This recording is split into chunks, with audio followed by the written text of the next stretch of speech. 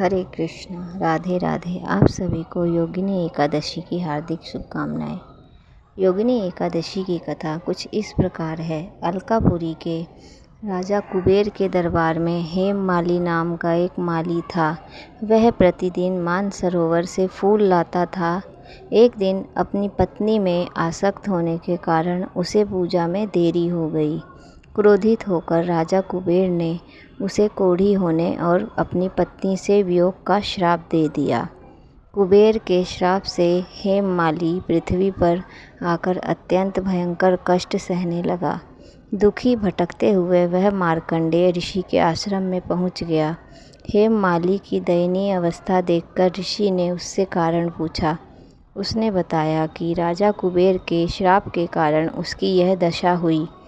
तब महर्षि मार्कंडेय ने उसके उद्धार के लिए आषाढ़ माह के कृष्ण पक्ष की योगिनी एकादशी का व्रत करने को कहा। ऋषि के निर्देशानुसार हेममाली ने पूरे विधि विधान से योगिनी एकादशी का उपवास रखा। इस व्रत के प्रभाव से उसके सारे पाप धुल गए। उसका कोढ़ ठीक हो गया और उसे वापस अपना पुराना रूप प्राप्त हो गया। इसके बाद वह अपनी पत्नी के साथ सुख शांति से रहने लगा। इस व्रत को करने से मनुष्य के सभी ज्ञात अज्ञात पाप नष्ट हो जाते हैं। ब्रह्मवैवर्त पुराण के अनुसार योगिनी एकादशी व्रत का फल 88,000 ब्राह्मणों को भोजन कराने के समान पुण्यदायक माना जाता है।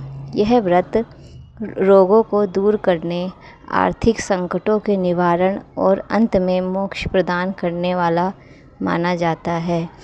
एकादशी व्रत की कथा सुनने और पढ़ने मात्र से मोक्ष की प्राप्ति होती है। हरे कृष्णा, राधे राधे।